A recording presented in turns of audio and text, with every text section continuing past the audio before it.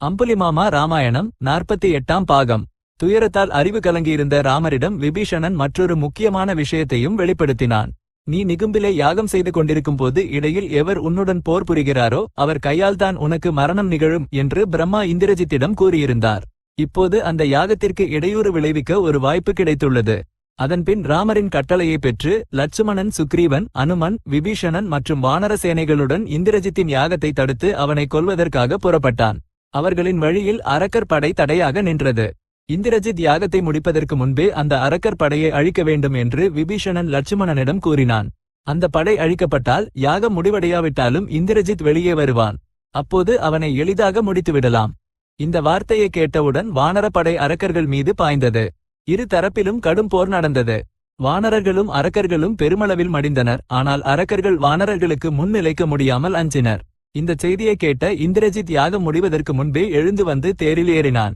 அரக்கர் படை அவனது தேரைச் சுற்றிலும் சூழ்ந்து கொண்டது. ஆனால் அனுமன் மலை போன்ற உருவம் எடுத்து மிகப்பெரிய மரங்களால் அரக்கர்களை அடித்துக் கொள்ள தொடங்கினார். ஆயிரக்கணக்கான அரக்கர்கள் அனுமனை சூழ்ந்து கொண்டனர். தன் மீது பலவிதமான ஆயுதங்களை பயன்படுத்திய அந்த அரக்கர்கள் அனைவருடனும் அனுமன் ஒரே நேரத்தில் பயங்கரமாக போர் புரிந்தார். அனுமன் அரக்கர்களை தொடர்ந்து கொல்வதைக் கண்ட இந்திரஜித் தனது தேரை அவரை நோக்கிச் செலுத்தினான்.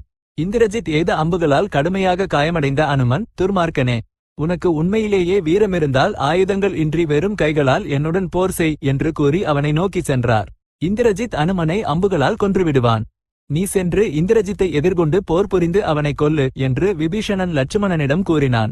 உடனடியாக இருவரும் சேர்ந்து நிகும்பிலையை நோக்கிச் சென்றனர். அது ஒரு கருநிற அரக்கி போன்ற தோற்றமளிக்கும் வன்னி மரத்தின் அடியில் இருந்தது. இங்கே இந்திரஜித் பூதங்களுக்கு பலியிட்டு போருக்கு புறப்படுவான். லட்சுமணா, இந்திரஜித் வன்னி மரத்திற்குள் நுழைவதற்கு முன்பே அவனை அவனது குதிரைகள் மற்றும் தேர்ப்பாகனுடன் சேர்த்து அழித்துவிடு என்று விபீஷணன் கூறினான். லட்சுமணன் விரைவாகச் சென்று வன்னி மரத்தின் அடியில் நின்று இந்திரஜித்தை தன்னுடன் போருக்கு வருமாறு அழைத்தான். இந்திரஜித் லட்சுமணனிடம் ஏதும் கூறாமல் விபீஷணன் பக்கம் திரும்பி, விபீஷணா, உனக்கு உன் குலத்தின் மீது பெருமிதம் இல்லை. இந்த மண்ணில் பிறந்து வளர்ந்த நீ எனக்கு தீங்கை இழைக்க எப்படி எண்ணினாய்? உனக்கு உறவுமுறையும் இல்லை, பாசமும் இல்லை, தர்மமும் இல்லை. உன் மக்களை விட்டுவிட்டு நீ எதிரிகளுக்கு சேவகன் ஆனாய். உன் மக்களிடையே மரியாதையுடன் இருப்பதை விட எதிரிகளிடம் தாழ்ந்தவனாக இருப்பது உனக்கு சம்மதமாகி போனது. உன் புத்தி அழிந்துவிட்டது. அதனால்தான் நீ லட்சுமணனை தூண்டிவிட்டு என் யாகத்திற்கு இடையூறு செய்ய வன்னி மரத்திற்கு அழைத்து வந்தாய். வேறு யாரும் இத்தகைய செயலை செய்ய மாட்டார்கள் என்று கூறினான். அந்த வார்த்தைகளுக்கு விபீஷணன், என்னைப் பற்றி தெரியாமல் நீ ஏன் இப்படி பேசுகிறாய்? நான் அரக்கனாக பிறந்திருக்கலாம், ஆனால் என்னுடையது அரக்க குணம் அல்ல. என்னால் அதர்மத்தை பொறுக்க முடியாத காரணத்தால்தான் என் சொந்த அண்ணனை விட்டு வந்தேன். ஒரு நல்லவன் கூட தீயவர்களுடன் சேர்ந்திருந்தால் பாவியாகி விடுவான். துஷ்ட பாம்புகளை தூரத்தில் வைக்க வேண்டும். பிறர் செல்வத்தையும் பிறர் பெண்ணையும் விரும்புவதும் நண்பர்களை நம்பாததும் அழிவிற்கு காரணங்கள். உன் தந்தையும் நீயும் கூட இறக்கப் போகிறீர்கள். மாயச்சீதையைக் கொன்று ராமருக்கும் லட்சுமணனுக்கும் அவமானம் விளைவித்த நீ உயிரோடு இருப்பதற்கு தகுதியற்றவன். லட்சுமணன் கையில் மடிந்து நரகத்திற்கு போ என்றான். இந்திரஜித் மிகுந்த கோபத்துடன் ஆயுதங்களை ஏந்தி தேரில் ஏறி அனுமனின் முதுகில் இருந்த லட்சுமணனை பார்த்து, இரவு போரில் உன்னையும் உன் அண்ணனையும் என் அம்புகளால் மயக்கமடையச் செய்தேன். அதை நீ மறந்திருக்க வேண்டும் அல்லது உனக்கு மரணம் நெருங்கிவிட்டிருக்க வேண்டும் என்றான். அதற்கு லட்சுமணன், அரக்கனே, நீ எங்களை வார்த்தைகளால் மட்டுமே கொல்லுகிறாய், ஆனால் உண்மையில் கொல்லுவது உன் சக்திக்கு அப்பாற்பட்டது. காரியத்தில் வீரமானவன் வீண் பெருமை பேசமாட்டான். நீ ஒரு திருடனைப் போல எங்களுக்கு தெரியாமல் மறைந்திருந்து போர் செய்தாய். அது ஒரு வீரன் செய்யும் செயல் அல்ல. இப்படி முன்னால் நேருக்கு நேராக தெரிந்தபடி உன் பராக்கிரமம் என்னவென்று காட்டு என்றான். அடுத்த கணமே இந்திரஜித் அதிவேகமாக தீவிரமான அம்புகளை லட்சுமணன் மீது எய்து சிம்ம கர்ஜனை செய்தான். லட்சுமணனும் இந்திரஜித்தை கொடிய அம்புகளால் தாக்கினான். இருவரும் சமமாக போரைத் தொடர்ந்தனர். இடையில் விபீஷணன் லட்சுமணனை எச்சரித்தான், இந்திரஜித்தின் தைரியம் குறைந்து வருகிறது. அவனது முகத்தில் வெளிரல் தென்படுகிறது. எவ்வளவு சீக்கிரம் முடியுமோ அவ்வளவு சீக்கிரம் அவனை கொன்றுவிடு. உண்மையில் ஒரு நிமிடம் லட்சுமணனின் அம்புகளால் இந்திரஜித் சுயநினைவை இழந்தான். ஆனால் உடனடியாக மீண்டான். மீண்டும் இருவரும் போரைத் தொடர்ந்தனர். இருவரும் மிகுந்த உறுதியுடன் போரிட்டு ஒருவரை ஒருவர் கடுமையாக காயப்படுத்திக் கொண்டனர். அவர்களின் போரைக் கண்டு விபீஷணனுக்கும் போர் புரிய தோன்றியது. அவர் தனது 4 அமைச்சர்களுடன் அரக்கர்களை கொன்று குவித்தவாறு, வானர வீரர்களே, இப்போது ராவணனிடம் எஞ்சியிருக்கும் ஒரே வீரன் இந்திரஜித் மட்டும்தான். மற்ற அனைவரையும் நீங்களே கொன்றுவிட்டீர்கள். அவன் என் அண்ணன் மகன், அதனால் என் கையால் அவனை கொல்ல முடியாது. லட்சுமணன் அந்த செயலை செய்வான். இந்திரஜித்துக்கு துணையாக இருக்கும் அரக்கர்களை கொன்று இந்திரஜித்தின் மரணத்திற்கு உதவி செய்யுங்கள் என்றார்.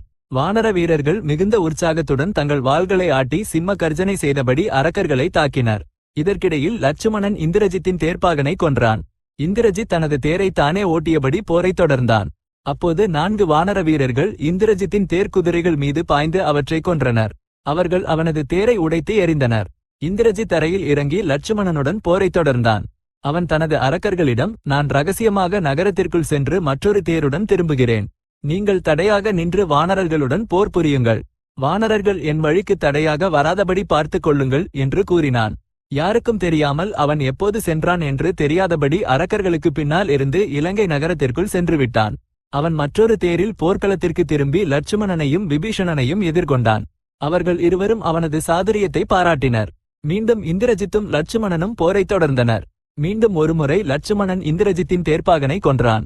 ஆனால் தேர்க்குதிரைகள் பாகன் இல்லாமலேயே தேர் செல்ல வேண்டிய முறையில் தேரை நகர்த்தின. இந்திரஜித் லட்சுமணனுடன் சேர்த்து விபீஷணன் மீதும் அம்புகளை எய்தான்.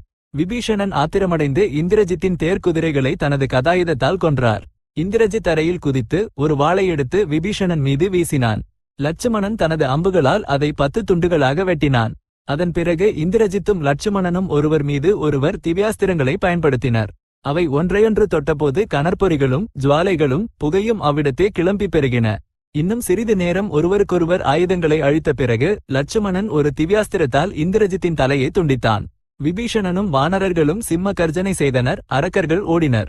இந்திரஜித்தை கொன்று வானரர்களுக்கு அளவற்ற ஆனந்தத்தை அளித்து லட்சுமணன் அனுமன் மற்றும் விபீஷணனை தன்னுடனும் அழைத்துக் கொண்டு சுக்ரீவனும் ராமரும் இருந்த இடத்திற்கு சென்றான். இந்திரஜித் இறந்துவிட்டான் என்று லட்சுமணன் கூறியவுடனேயே ராமர் அவனை கட்டிப்பிடித்து, இனி ராவணன் இறந்தவனே, லட்சுமணா, நீ செய்தது மிகப்பெரிய காரியம் என்றார். மருத்துவத்தில் வல்லவரான சுஷேனர் வந்து லட்சுமணன் மற்றும் விபீஷணனின் உடலில் பாய்ந்திருந்த அம்புகளை அகற்றி அவர்களுக்கு சிகிச்சை அளித்தார். வானர வீரர்கள் உற்சாகத்தில் குதிக்கத் தொடங்கினர். தேவேந்திரனை கூட வென்ற இந்திரஜித் லட்சுமணன் கையில் மடிந்தான் என்ற செய்தியை கேட்டவுடன் ராவணன் மயக்கமடைந்தான். அவன் சுயநினைவு பெற்று நீண்ட நேரம் இந்திரஜித்துக்காக துயரப்பட்டு தாங்க முடியாத கோபத்துடன், எப்போதும் ராமரையே தியானிக்கும் சீதை ஏன் உயிருடன் இருக்க வேண்டும்? நான் அவளை இப்போதே கொன்றுவிடுவேன் என்று கூறி வாளை உருவிக்கொண்டு சீதை இருந்த இடத்திற்கு வேகமாக புறப்பட்டான். அமைச்சர்களும் மனைவிகளும் அவனை பின்தொடர்ந்து வந்தனர். அமைச்சர்கள் அவனை தடுக்க முயன்றபோது ராவணன் கேட்கவில்லை. சீதை அவனது பயங்கரமான உருவத்தை தொலைவிலிருந்தே பார்த்து தனக்கு மரணம் நெருங்கிவிட்டது என்று அஞ்சினாள். அன்று அனுமனின் முதுகில் ஏறி ராமரிடம் செல்லாமல் இருந்ததற்காக அவள் வருந்தினாள். இறுதியாக சுபார்சுவன் என்ற அமைச்சர் ராவணனின் வழியில் நின்று, உன்னை போன்ற அறிவாளி ஏன் ஒரு பெண்ணை கொல்ல வேண்டும்? உன்னால் முடிந்தால் சீதையை உனக்கு அடிபணியவை. இந்த கோபத்தையெல்லாம் ராமர் மீது காட்டு. இன்று கிருஷ்ண சதுர்தசி.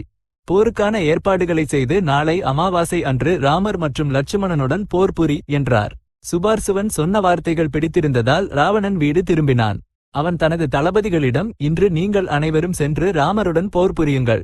உங்களால் அவனை கொல்ல முடியாவிட்டாலும் உங்களுடன் போர் புரிந்து பலவீனமடைந்த ராமரை நாளை நான் எளிதாக கொன்றுவிடுவேன் என்றான். அரக்கர்கள் போருக்கு புறப்பட்டு வானரர்கள் மீது பயங்கரமான போரை நிகழ்த்தியபோது ராமர் முன்னின்று லட்சக்கணக்கான அரக்கர்களை தனது அம்புகளால் அழித்தார். இலங்கை நகரத்தில் இறந்த அரக்கர்களின் மனைவிகளின் அலறல் சத்தம் விண்ணை தொட்டது. இப்போது ராவணன் தானே ராமர் மற்றும் லட்சுமணனை கொல்ல புறப்பட்டான். அவனுடன் மகோதரன், மகாபார்சுவன், விருபாட்சன் மற்றும் பலர் தேர்களில் புறப்பட்டனர். அனைவரும் சேர்ந்து ராமர் மற்றும் லட்சுமணன் இருந்த வடக்கு வாசலை நோக்கி சென்றனர். அரக்கர் படை போருக்கு தயாராகி வருவதை அறிந்து வானரர்களும் போருக்கு தயாராக நின்றனர். ராவணன் வானரர்களை எண்ணற்ற அளவில் தனது அம்புகளால் கொன்றபடி ராமர் இருந்த இடத்திற்கு செல்ல தொடங்கினான். அதனை கண்ட சுக்ரீவன் அரக்கர் படைகள் மீது மலை பாறைகளை மழையாக பொழிந்து அரக்கர்களையும் எண்ணற்ற அளவில் கொல்லத் தொடங்கினான். பின்னர் விருபாட்சன் தேரிலிருந்து ஒரு யானை மீது குதித்து சுக்ரீவனுடன் போர் புரிய வந்தான். சுக்ரீவன் அவனுடன் பயங்கரமாக போரிட்டு முதலில் யானையையும் பின்னர் விருபாட்சனையும் கொன்றான். தனது படைகள் குறைவதைக் கண்ட ராவணன் வானரப்படையை அழிக்குமாறு மகோதரனுக்கு உத்தரவிட்டான். சுக்ரீவன் மகோதரனுடன் நீண்ட நேரம் போரிட்டு இறுதியாக அவனை கொன்றான். வானரர்கள் சிம்ம கர்ஜனை செய்தனர். இதற்கிடையில் மகாபார்சுவன் அங்கதனின் படை மீது சென்று அங்கதனுடன் நேருக்கு நேர் போர் புரிந்து சிறிது நேரத்திற்கு பிறகு அவன் கையில் உயிர் நீத்தான். தன்னுடன் வந்த 3 அமைச்சர்களும் இறப்பதைக் கண்ட ராவணன் மிகுந்த கோபத்துடன் ராமர் மீது பாய்ந்து போரை தொடங்கினான். இருவரும் ஒருவர் மீது ஒருவர் மகாஸ்திரங்களை பயன்படுத்தினர். ஒருவருடைய ஆயுதங்களை மற்றவர் அழித்தனர். இறுதியாக ஒருவரை ஒருவர் மர்மத்தானங்களில் அம்புகளால் தாக்கினர். ராமர் ராவணனை தீவிரமாக காயப்படுத்திவிட்டு ஓய்வெடுத்துக் கொண்டிருந்த நேரத்தில் லட்சுமணன் வில்லை நாணேற்றி ராவணனின் கொடியையும் வில்லையும் முறித்தான். விபீஷணன் கதாயுதத்தை எடுத்து ராவணனின் தேர் குதிரைகளை கொன்றார். ராவணன் தேரிலிருந்து கீழே இறங்கி தனது தம்பி விபீஷணன் மீது ஒரு சக்தி ஆயுதத்தை பயன்படுத்தினான். லட்சுமணன் அந்த சக்தி ஆயுதத்தை வழியிலேயே தனது அம்புகளால் துண்டித்தான். அதனைக் கண்ட ராவணன் இன்னும் பெரிய சக்தி ஆயுதத்தை எடுத்துச் சுழறி விபீஷணன் மீது வீச முயன்றான். லட்சுமணன் ராவணனை தனது அம்புகளால் துன்புறுத்தி அவனது முயற்சிக்கு இடையூறு விளைவித்தான். ராவணன் மிகுந்த கோபத்துடன் அந்த சக்தி ஆயுதத்தை லட்சுமணன் மீதே வீசினான். அது லட்சுமணனின் மார்பில் ஆழமாக பாய்ந்தது. லட்சுமணன் கீழே விழுந்தான். அதனைக் கண்ட ராமர் தாங்க முடியாத கோபத்துடன் ராவணன் மீது மிகவும் பயங்கரமான அம்புகளை எய்து அவனை தீவிரமாக புண்படுத்தினார். ராமரின் தாக்குதலை ராவணனால் தாங்க முடியாமல் அவன் தப்பியோடினான். அம்புலிமாமா ராமாயணம் 48ஆம் பாகம் சம்பூர்ணம். இப்போதைக்கு ஸ்வஸ்தி.